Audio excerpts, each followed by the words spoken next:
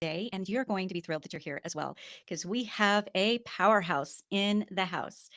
We have Mitch Joel, and if you haven't already heard of him, you definitely want to check him out. As a speaker, he has a long, illustrious journey, and he's still a very active speaker. But before that, he was in tech and media for decades. He owned a global agency of his own that was in 25 different countries. I think, Joel, you had over 3,000 employees at your exit.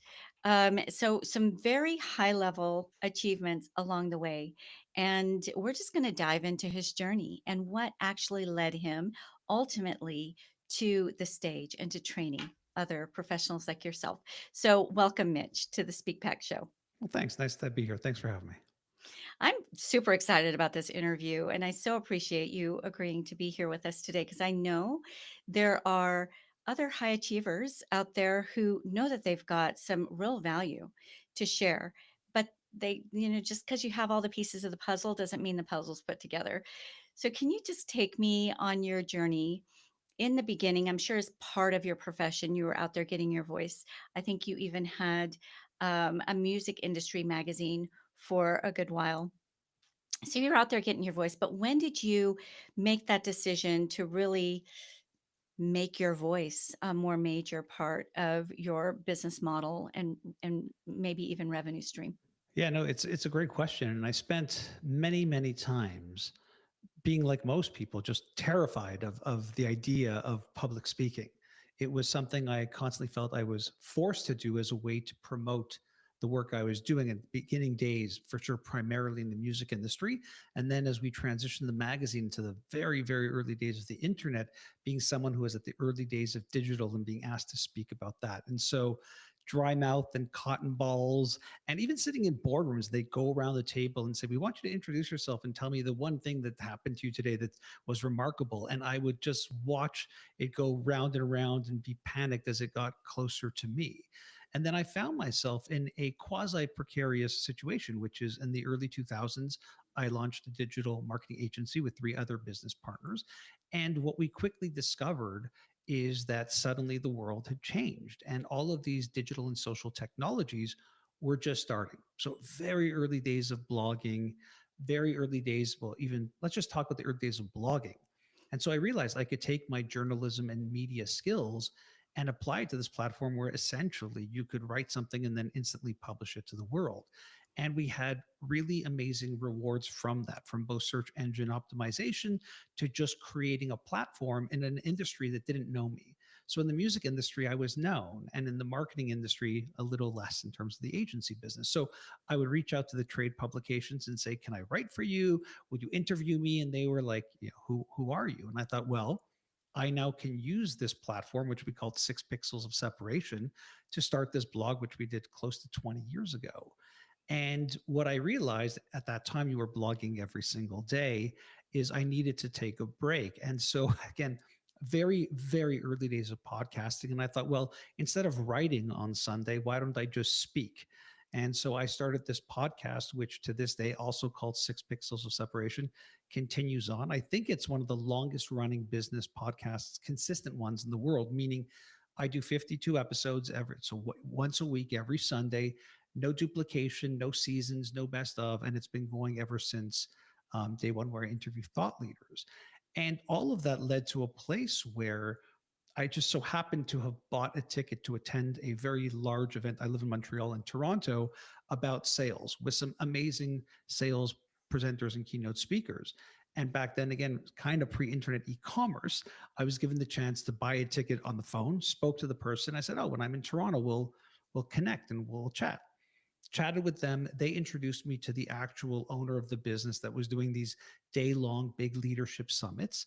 And they would just took a liking to me and said, "Hey, if you're ever in Toronto for work, we have an office. You can have some office space there." And I guess they were at the same time following the work I was doing. And then one day when I was in their office, they walked into the little room I occupied and said, "Hey, we're doing a big event in Edmonton, and maybe you would like to get up on stage and speak for an hour about how you're building your personal brand through these digital channels." And I immediately said, "Sure." And then quickly realized the ramifications of that one little word with three letters in it. I said yes. And then I realized, ooh, that's very nerve wracking. It was an event with close to 10,000 people with Dr. Phil as the headliner. So Oh my goodness. I decided, look, there were two paths. I could have said, I'm an executive, I'm running this business, I've got my thing. I'll write some notes up, I'll read a speech, I'll stand at the lectern, and like other CEOs, deliver a message that I don't have to worry too much about. Or I saw this as an opportunity where I thought maybe I could learn some new skills, get over my anxieties, and push it to another level. And that's what I did. I took months of working with a stand-up comedian who actually went to high school with, of working with some speaking and presentation coaches.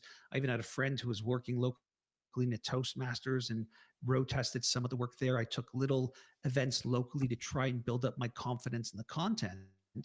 And I wound up going up on stage on this very big day with very big professional keynote speakers that were being paid to be there. And I think I did well because after each person spoke, they went to what was essentially a merch area. So if they were selling tapes or CDs back then or whatever, I didn't have anything to sell or books. I didn't have anything. But the program was an actual magazine that I had submitted an article to about. And so that was there in glossy print. And there was a lineup of people who wanted my autograph, which I thought was crazy. Wow. But more importantly, was somebody from Speaker Spotlight, which is one of the largest speaking bureaus up here in Canada, Marnie, who saw me and said, does anybody represent you? And I obviously had no clue what that meant. But we furthered the conversation and was fortunate enough to meet with Martin and Farah, who founded Speaker Spotlight. And I've been with them since that day, 18 Wow. plus years. And I think I've gotten more and more comfortable on stage. I still get nervous as one does, but it's been an incredible journey where I have representation with them, and then I'm also have exclusivity in the states and beyond with another great speaking bureau called Leading Authorities.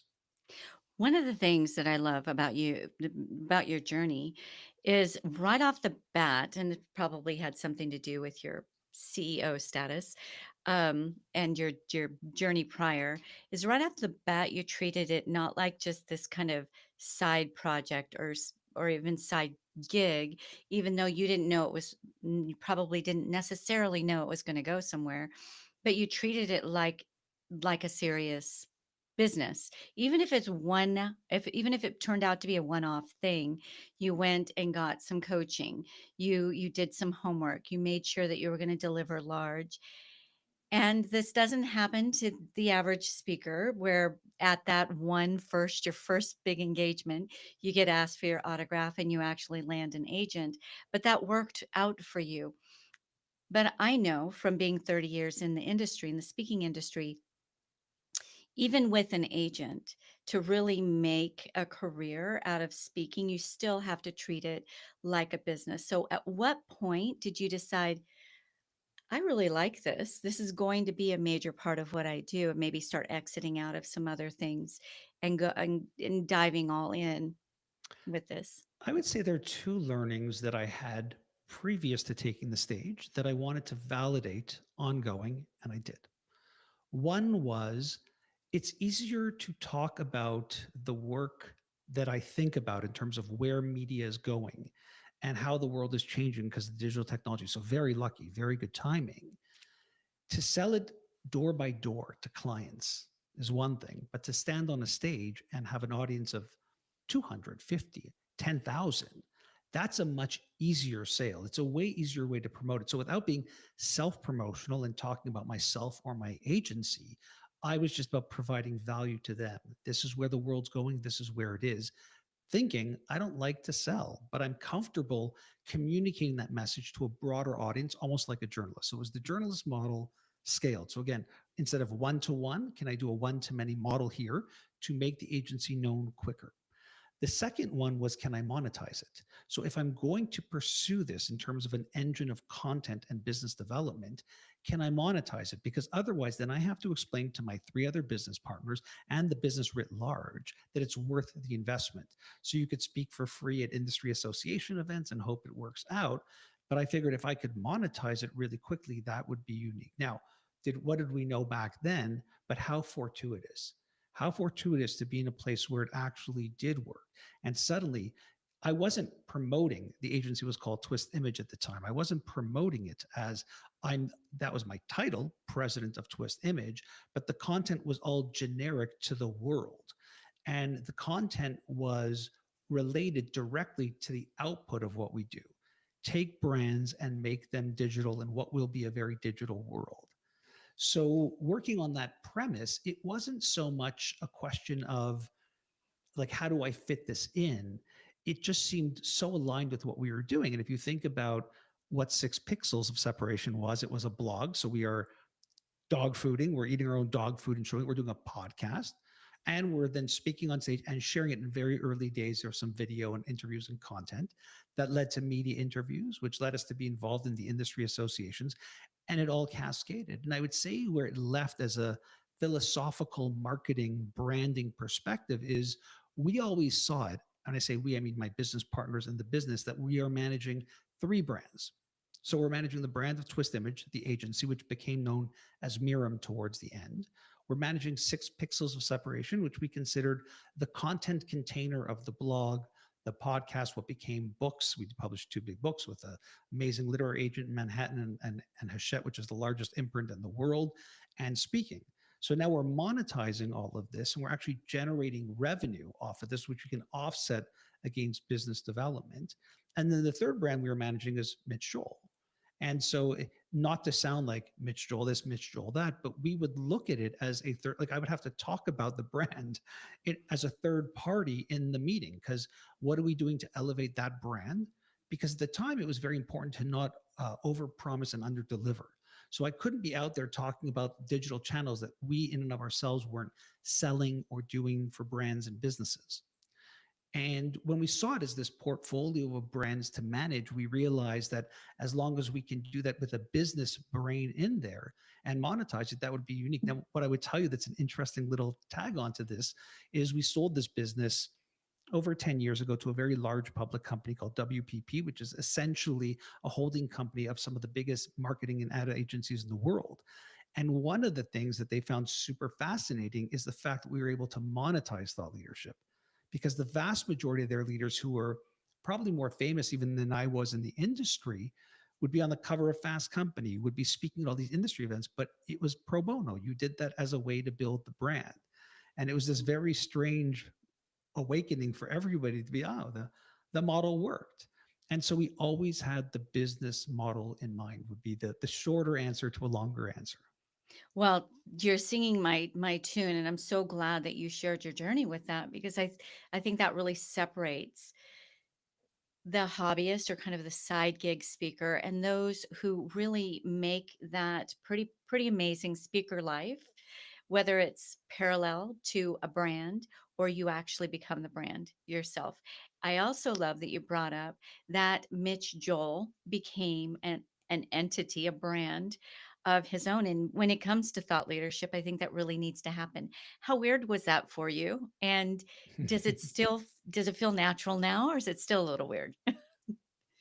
It's a great question, and it's a great question because I believe, and I could be corrected and feel free, that I still maintain the aura of the journalist.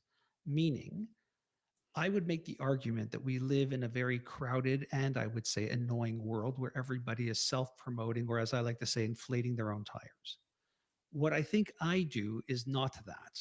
So instead of me wanting to be the face on the cover of the magazine, I'm trying to be the person who wrote the cover story. That there is another subject that isn't me, but if you like that subject and you like the content of it, you'll want to learn more about me and the work that I'm doing. And so I am ever always the journalist. And I think we applied that consistently across the years. Now, has the brand of Mitch Joel enjoyed some form of micro, whatever we want to call it?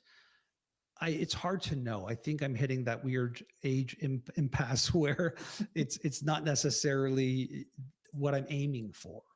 I'm aiming for a place where if you interact with me, the value you get is a multiple to what I get. And that the output of that is I can do more. What I think is interesting is that You don't need the agency or the business side of it to monetize anymore. Meaning, yes, I sold the business and I left and very graciously was able to take the asset of 6 pixels of separation, my blog, my podcast, and all this and keep going. But if you just isolated 6 pixels of separation, being the blog or articles, podcast, the speaking contracts, the publishing contracts, media appearances, that in and of itself has become a bit of a cottage industry in a business, which it really wasn't as much as people think it was back then. That's kind of a new thing. So what's interesting is for those who are listening who are thinking, oh, I don't like drive this to a business, the actual thought leadership can be the business now. I think the trick is in the value equation. And this is where I think so many people really miss it, which is we are so busy talking about where I'm speaking and how I'm speaking. And this is me with all of these material things that we're not embracing the journalist. If you're here to tell stories, to make the person who spends time with your stories a better person, and that you benefit maybe after that. And so that's more of how I think about the management of that brand, where I can keep a little bit of the separation only because I'm still trying to focus on the story, not the individual. Love this. Okay. Now I just want to make sure I'm following you well. So if it correct me anywhere where I might. So you are arguably a thought leader. Like there's even Forbes magazine said Mitch Joel is within your lifetime one of those speakers that you have to catch. I think I'm paraphrasing them, but I think they said that one of the speakers worth catching, right? It on many levels. So, and your I think your overriding message is decoding the future, which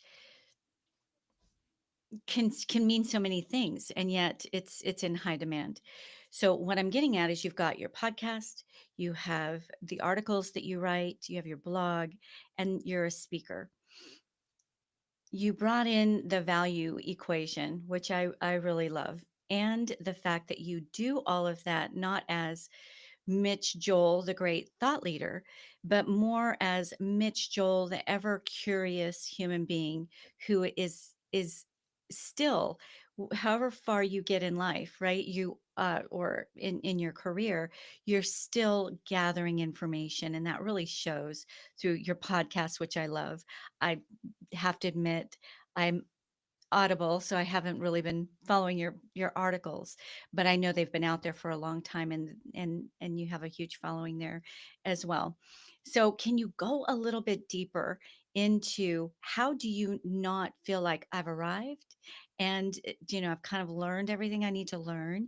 I'm just going to go and espouse everything that I know to everybody versus keeping that genuine curiosity. It really comes out in your podcast and making it feel like, hey, I'm learning right alongside my listeners, my readers, my viewers. I mean, if the takeaway is I'm learning alongside my listeners and viewers, then my work here is perfectly done. And that would be the highest form of compliment I would receive on the work. Mhm. So, yes, the marketing is I help leaders decode the future. I speak about the future. I write about the future. I decode, yes, yes, and yes. But when I think about it from a marketing perspective, I'd make the argument that you know this. Who gets really booked a lot? There's evergreen topics. Help me sell more, help me communicate better, help me lead better, help me understand my customers better, help me see the future, what's coming. And because of the perch that I've been fortunate enough to sit on, I am able to not just understand these technologies. I think more importantly, what I do that's unique with the audiences is I don't really talk about technology and the impact of it. I talk about the business models that have been supported by it. And so, really, what you get when you bring me into a room is I'm helping your audience understand what you have perceived as trends, whether it's Netflix and streaming or TikTok and videos, and helping you get beyond this is what it is and this is why it's funny, cute, or interesting, and understanding, oh, but this is actually how you generate business from thinking like these platforms and understanding how consumers are now engaging at that level with technology. So that work permeates everything. And Yeah, you're absolutely right in that I love to read. I love to follow the news. I do have keynotes that are driven by time constraints, 60 minutes, 45 minutes, 20, whatever it is. But I have thousands and thousands of slides, and I create those slides almost daily, if not weekly, based on things that I see that excite me. And some of them just percolate and sit there. Some of them languish and die, and some of them make it to some type of live event where I test it out and I see how it's going, and I'll either add it in as a story block or not, or sometimes in the case of, for example, generative AI, it became its own keynote beast of its own because I couldn't contain it just being a story block. And it's very true that in the content that I create, I am very specific and focused on it helping me to achieve all of those goals together. So every week I do a radio hit that goes across iHeartRadio, recording that, transcribing it, turning it into an article, and supporting it with the audio from that. So now, if you come in to see who is Mitch Joel at mitchjoel.com or sixpixels.com, you see something that is extremely new and relevant, and me debating the value of it with another voice being interviewed. Once a week, you'll hear me choose a book that I find interesting and spend an hour cornering the author and not just interviewing them, but having a philosophical conversation, hopefully debate even with them about what this means, not to help them promote the book, but to help me understand the work that they're doing. And then you'll see things that come out otherwise in the week. I have a 6 links that I have 2 other friends where we each share a link for each other and explain why we chose it for them. Sometimes I'll write my own article on something that's irritating or bothering me. So every week there'll be at least 3 to 4 pieces of new content that are available to digest independently. You can just love having a coffee with the links on Saturday. You can listen to the podcast on Sunday when you walk the dog, or you can have a news fix just to keep you in the beat of what's the most prevalent thing happening in terms of technology and culture. And all of those cumulatively validate it. And for me, candidly, keeps me young. It allows me to constantly be thinking, what is going to be on the radio next week? Who should I interview for the podcast? What am I missing in terms of these? I mean, you know this as well as anybody. You deliver a deck and you talk about it and work it much like a comedian. You're constantly refining it and trying to get it to be its best, but trends change, things don't work. I was extremely bullish as an example for NFTs. And while I still am, and I think the foundational technology under it is going to be huge to businesses, I didn't ethically feel like I could go out there and start talking about why you should promote it in a world where, unfortunately, too many people ruined it. Mm. So these are the things that I'm balancing. And ultimately, when I think about why I do it, it's because it's something that I don't ever have to retire from, which is a more philosophical perspective of how I see my career. I can always think, I can always learn, I can always write, I can always speak as long as I have those skills and powers. And so this provides for me a very interesting and diverse life. Oh, you shared so much wisdom there. One of the things I do wanna hitch on to is ah, I say it in a different way, but you just said it in a very eloquent way. The way I say it is you build the castle you actually wanna live in, right? We hit the ground running, we build the thing, and all of a sudden we're in this big mansion on the beach, and we really just wanted a nice cabin in the mountain with a little stream running through it, right? And so you almost get to the point where you are, uh begrudging your own success. But when you're doing something that you are absolutely in love with or just compelled towards, that's probably never going to go away. 80, 90, 100, 120, right? However long your journey is, you just have this real interest in what's coming next. What is coming next? How do we prepare for it? What's that or gonna or mean what's to our here that world? we're ignoring. Yeah, I would also temper this with a thought because I feel you're going there. So let's maybe dive in and Sure. see what Yeah, you let's do, do it. which is I don't like people who want to be speakers or people who want to be podcasters or people who want to write articles. I love people who are smart and have done smart things and can now communicate that idea through the platform. And they're Boom. very different things. Those are very different things. Yeah. So I feel like I built up this media company. I was involved in tech before that. I saw everything in terms of the transformation. I understood the business implications of it. I had a successful exit there, but even previously in my just employment, worked for very dynamic companies very early on. I mean, I was in search engine business before Google existed. And so able to see all of these things and be successful gives you a bit of a permission to talk about it. And then what you learn in that is it's not easy to do it. It's not easy to get up on stage and be compelling and dynamic and intelligent. More often than not, I find it's one or the other. The person's very dynamic on stage, but they are, as my friend Avinash Kaushik would say, content free. Mm. Or the other side is they've got tremendous content, but they don't understand the performance component of it. And what I would argue is it's very rare that you can have all of those things. And it's becoming even more rare in a world where most of my conversations, and this is where I thought you were going, are the conversations you might have, which is someone reaches out to you and says, I'd like to be a speaker, but like, I don't know what I want to talk about, or I don't know what my thing is, or I'd love to start a podcast, or I could speak. And I'm always like, I don't think it works that way. It's the opposite. It's the complete opposite. And look, I have some of my peers or even friends who have been extremely successful because they one day woke up and said, I want to be a speaker without actually having the content. And they worked on it and figured it out. And I'm glad it worked out. But I typically don't love, in terms of content and being the audience, that as much as someone who has a real strong domain of authority and a very, very cogent way of delivering it. That to me is 100% the sweet spot. And again, I think it's not it's extremely unique. It's not that common. And so we're left with, so what does that mean?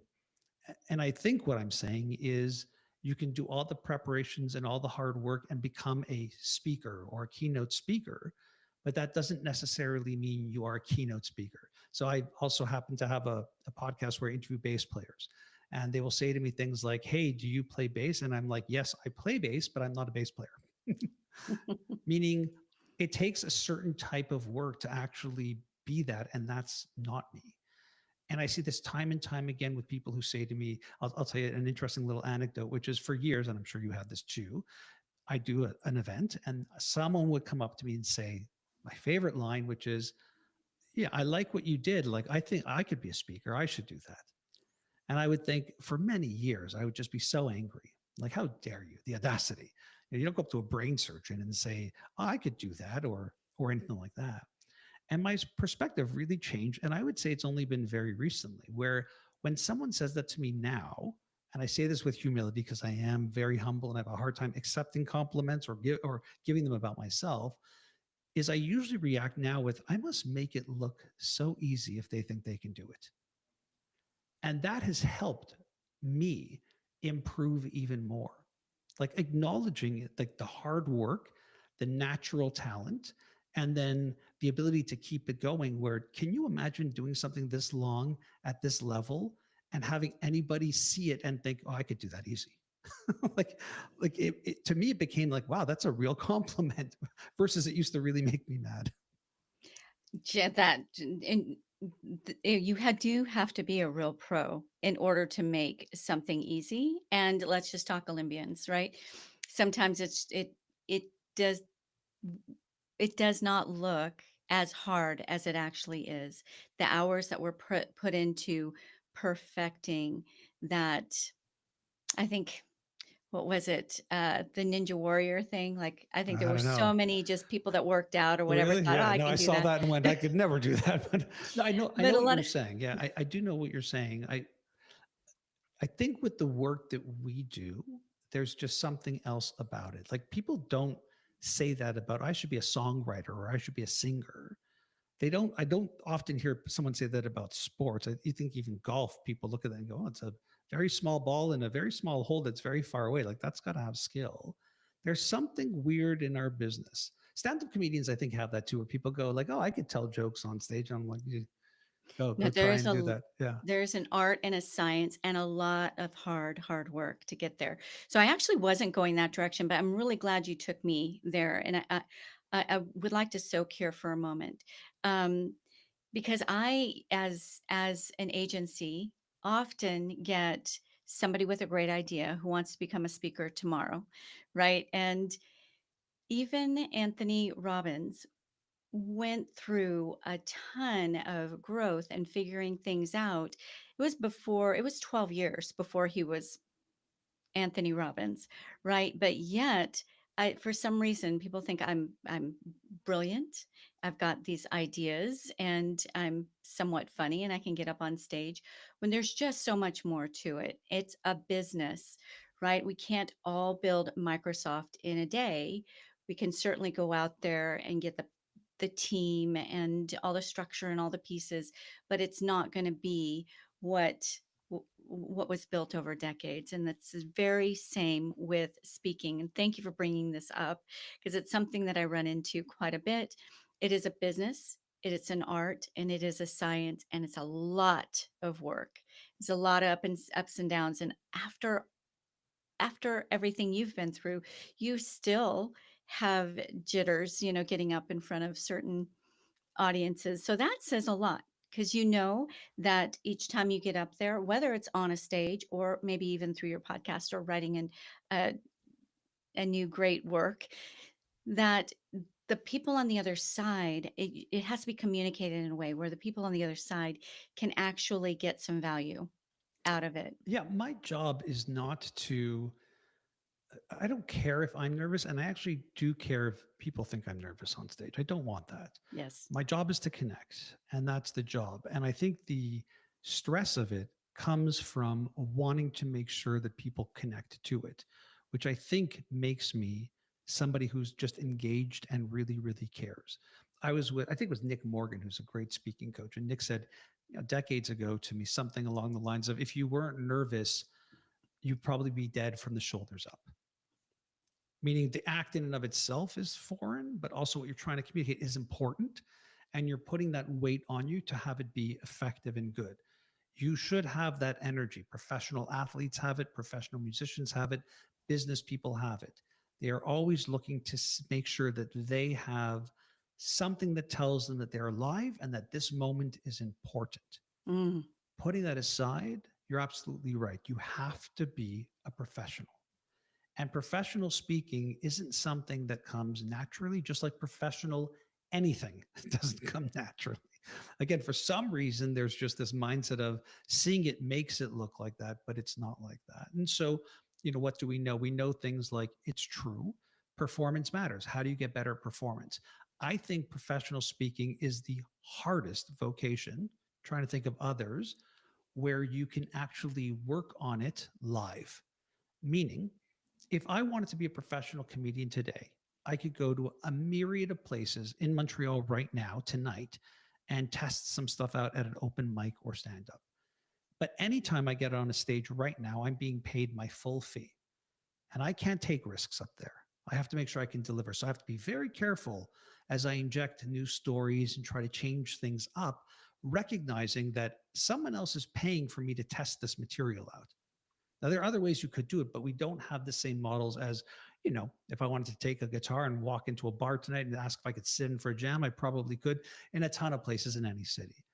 So there's that part of it where there's this professionalism that meets performance that's very hard to work on. And so the way you work on it actually is you do a lot of free events at the beginning. You do your churches and synagogues and Toastmasters and public libraries and local chamber of commerces, and you start to get to a place where you feel, or at least or someone like you can validate back to me that this is worth paying for. You're now at a point where this can be paid for. The other thing that I typically do, because I get reached out to a lot of, hey, I want to speak. What do I need to do? And the first thing I always say is, you don't even have a website. I mean, if you don't have a video of you being compelling on stage, all bets are off. If you don't have a website that says, I am a professional speaker, this is what I speak about, here's testimonials about people who've observed me in the audience, here are my topics, here are the abstracts, here's how I look, here's some video, here's some headshots, here's some stuff. So you can say, well, I want to do this, but until you make it a business, it's not really a business. So I'm talking about just physical assets that are required. But what I think happens in the initiation of that thought is you quickly realize, I don't have any of these assets. How do I get them? Aha. Well, that's where the work begins. That's where you have to build out that 60 minutes that you can deliver, that you can get some video of, that other people will say, that is worth it. You got to see this. And that is not going to happen in 48 hours because I woke up and thought I could speak professionally. Now, there are people who can. There are people who've just done a lot in business and can offer that tomorrow and work through their own chambers of commerces, their own industry associations, and get stages. And I think that that's great. But for the vast majority, like you said, they don't necessarily even understand the tools required to even validate that. And I think the bigger thing isn't even that. I think the bigger thing is, do people care? And so when I hear things like so and so approached me and they want to speak or they want to do this, and I go online and I realize there's nothing there, I just think they're lying or they don't know.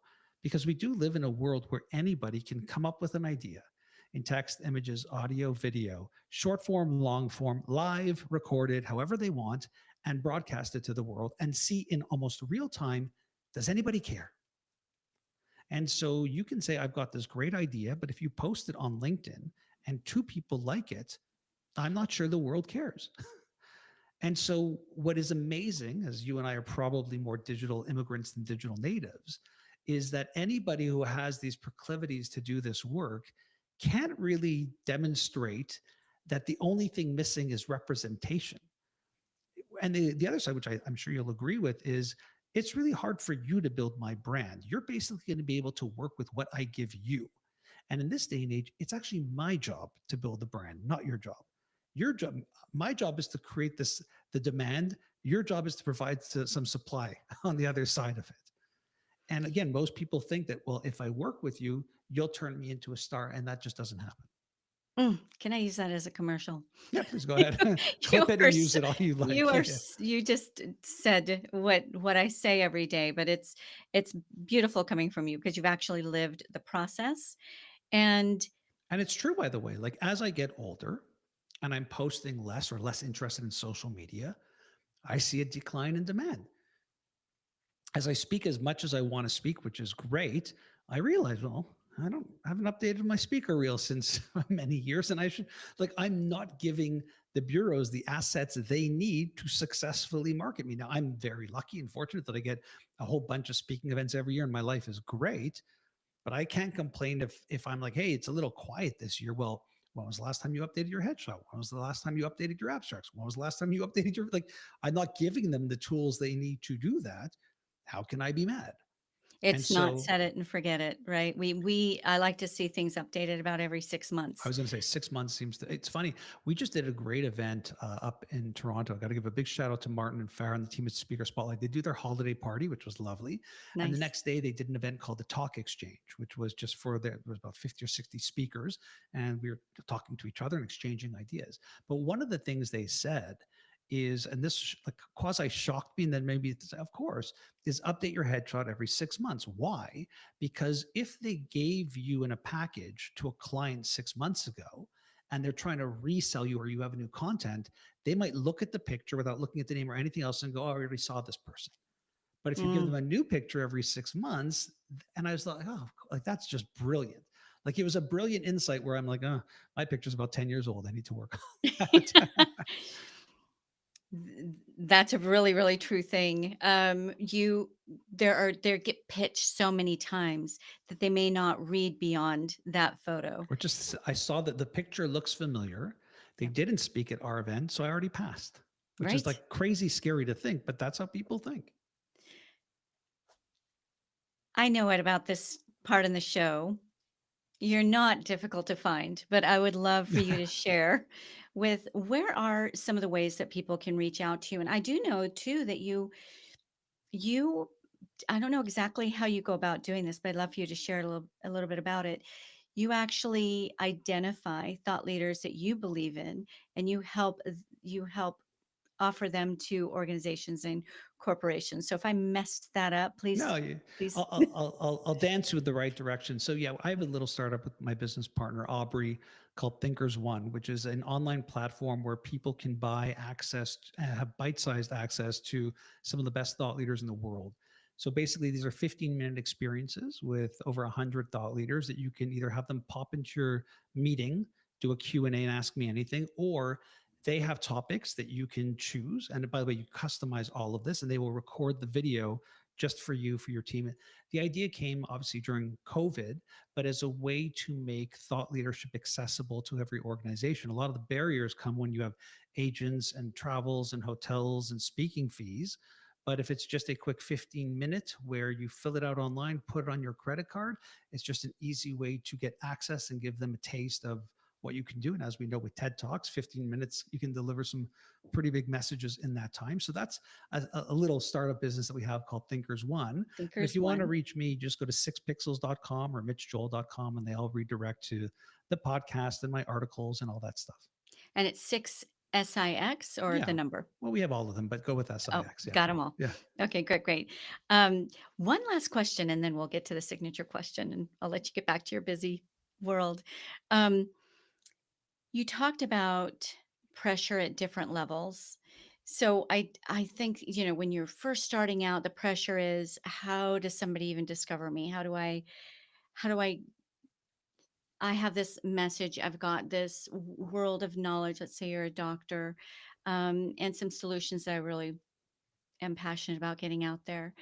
I would say your very first question at that level is, what am I still going to be excited about 10 years from now? What am I really good at?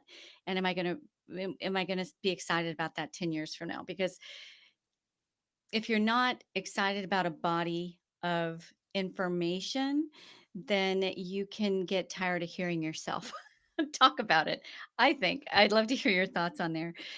But do you find that there's different pressure level as you grow, or as you get to a different level in your career, there's a different set of pressures, or maybe even uncomfortable areas that you have to deal with, I'm not sure discomforts? where I sit on this because as you age and mature and find comfort and understand and just get experience, needs change.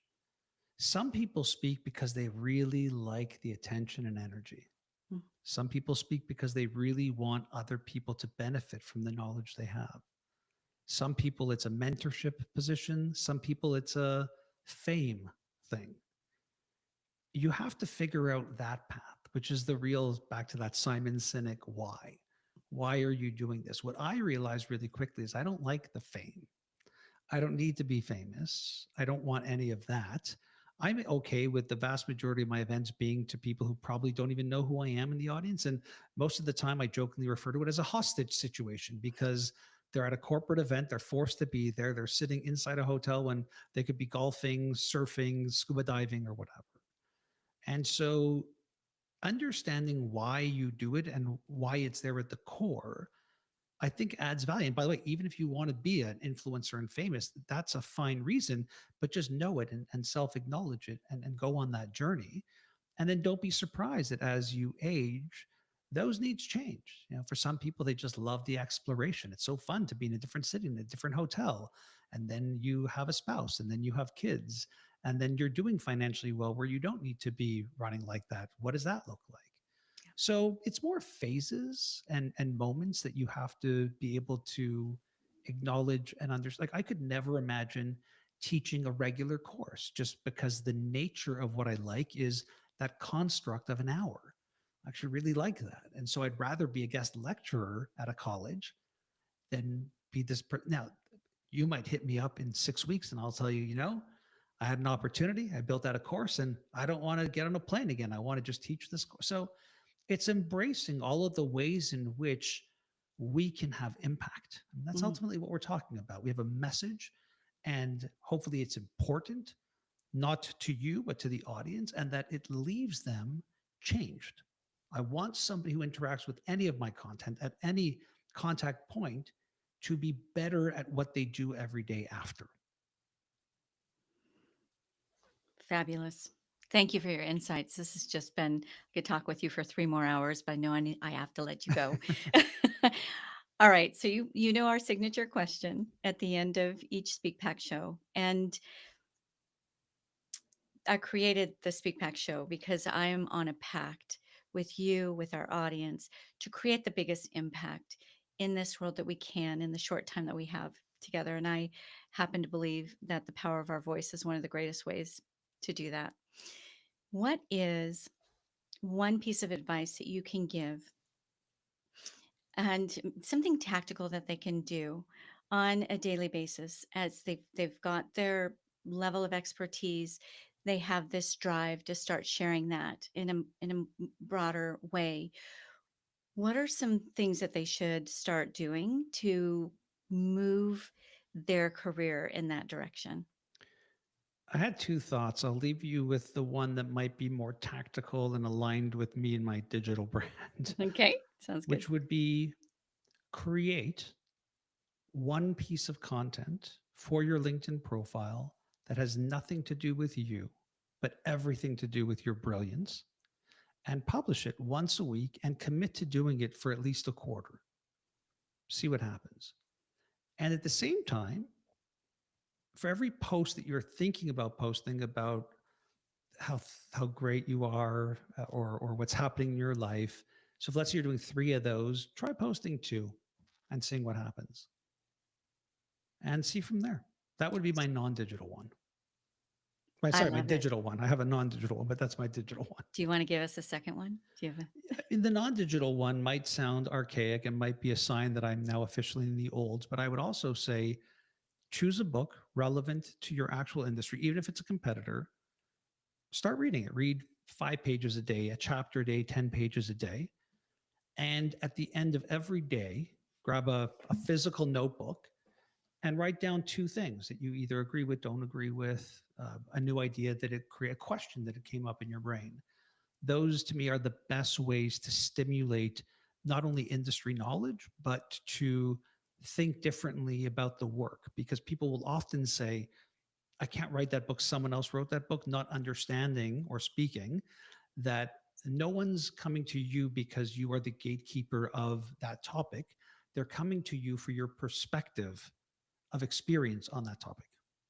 So that's a great way to avoid feeds and TikTok and articles and everything else, but an actual physical thick book and an actual physical notebook that you can express yourself in, not digitally. sometimes the less complex something is, the more powerful it can be. The more time I spend reading books and avoiding feeds, the better my content gets exponentially.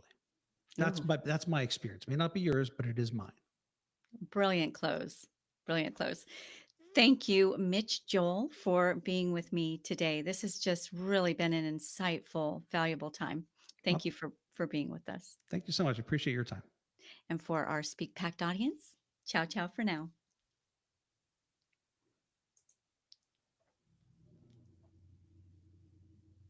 So much fun. Oh my goodness. Thank you for